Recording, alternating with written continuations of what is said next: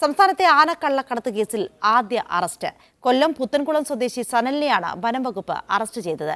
സനലിനെ കേസിലെ മുഖ്യപ്രതി ഷാജി ആനകളെ കൈമാറിയിരുന്നു എന്നാണ് വനം വകുപ്പിന്റെ കണ്ടെത്തൽ. സനലിന്റെ 2 ആനകളെയും കസ്റ്റഡിയിലെടുത്തു.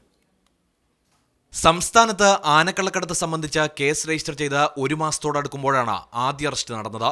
കേസിൽ ഒളിവിലുള്ള മുഖ്യപ്രതി ഷാജിയുടെ സുഹൃത്തായ കൊല്ലം പുത്തൻകുളം സ്വദേശി സനലാണ് അറസ്റ്റിലായത്.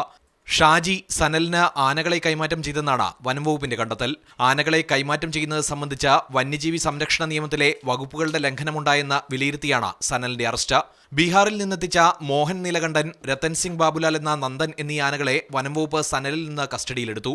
ഷാജിയും മറ്റ് 4 പ്രതികളും ഇപ്പോഴും ഒളിവിലാണ്. ഇവർ മുൻകൂർ ജാമ്യാപേക്ഷയുമായി ഹൈക്കോടതിയെ സമീപിച്ചിട്ടുണ്ട്. ആനക്കടത്ത് കേസ് വനംമന്ത്രി കെ രാജു ഇടപെട്ട് അട്ടിമറിച്ചതടക്കമുള്ള വാർത്തകൾ മീഡിയ വണ്ണാണ് പുറത്തുകൊണ്ടുവന്നത്. അന്വേഷണം നിർത്തിവെക്കാൻ മന്ത്രി നിർദ്ദേശിച്ചത് മുഖ്യപ്രതികൾക്ക് ഒളിവിൽ പോകാൻ സഹായകമായിരുന്നു. ആക്ഷേപം ഉയർന്നതിന് പിന്നാലെ അന്വേഷണം ഊർജിതമാക്കാൻ വനമന്ത്രി തന്നെ ചീഫ് വൈൽഡ് ലൈഫ് വാർഡന് നിർദ്ദേശം നൽകുകയായിരുന്നു. Media one, Thiruvananthapuram.